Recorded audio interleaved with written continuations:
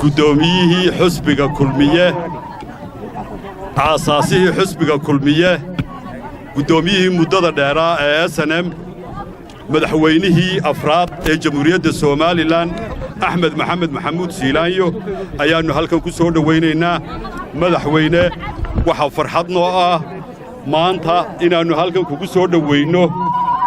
madaxweynihii hore ee jamhuuriyadda Soomaaliland Axmed Maxamed Maxamuud Siilaanyo wuxuu ahaa aasaasihii xusbiga kulmiye tacabkaagii madaxweyne maannu qasaarin xusbigii mar labaad buu guulaystay maanta madaxweynaha jamhuuriyadda Soomaaliland mudane Muuse Biixi Cabdi oo guddoomiyaha xusbiga kulmiyana ah waxaan kaga wakiilahay guddoomiyanimada inaannu halkan kugu soo dhawayno cod fara badan ayuu helay waxaannu doonaynaa waxa weeyaan lagasigaagii xusbiga kulmiye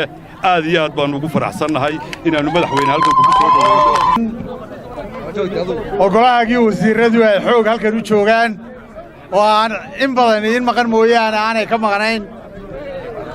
haweenkii qaaliga ahaa xildhibaannadii shacabka jamhuuriyadda Soomaaliland intooda faraha badan leh oo meel kasta isaga timi markii ay maqleen madaxweynihii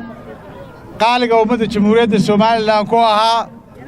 madaxweynihii horumarka jamhuuriyadda Soomaaliland ku ahaa madaxweynihii ku santanaa halgankii qaranka ummadda jamhuuriyadda Soomaaliland dhammaantayo waxaa noo farxada in ilaahay uu mar labaad muddo aad ka maqnayd adigoo fasax jiray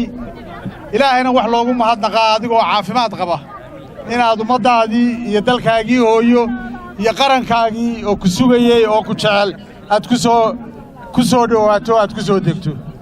alxamdulillah ilaahay taasaan uga mahadnaqaynaa ilaahayna waxaannu ka baryaynaa inuu cibriga kuu siyaadiyo mar walba caafimaad mid waara ilaahay kuu siiyo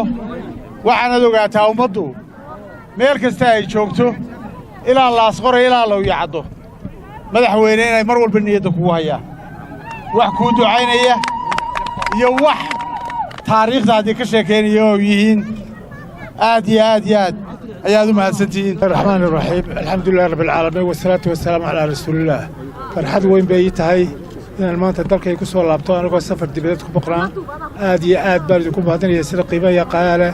ay soo dhaweyseen sida caadada iyo dhaqanka inoo ahayd insha Allah ta'ala waxaan ka baryaa inuu kulligeena caafimaad siiyo dalkeena iyo dadkeena meel wanaagsan mariyo